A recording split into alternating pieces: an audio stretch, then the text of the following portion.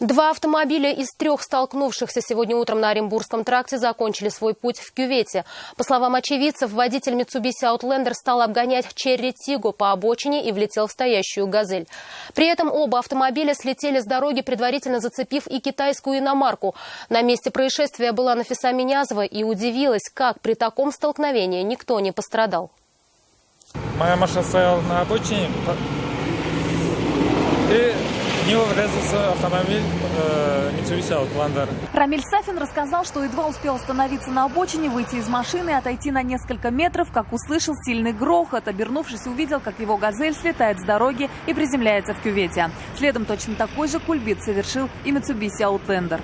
Удар был такой силы, что от передней части кроссовера практически ничего не осталось. Но, несмотря на это, водитель лишь чудом остался цел и невредим. Вероятнее всего, в этом ему помогли подушки безопасности.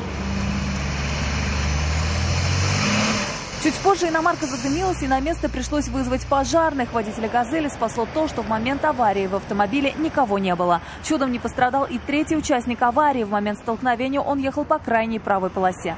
В это время посмотрел в зеркало заднего вида, увидел, что меня по обочине обгоняет автомобиль Mitsubishi на высокой скорости. Вижу, что столкновение практически неизбежно, но притормаживаю, думаю, может, он успеет как-то объехать меня, обогнать. Но он не успел, он врезался ему в заднюю часть, его развернуло.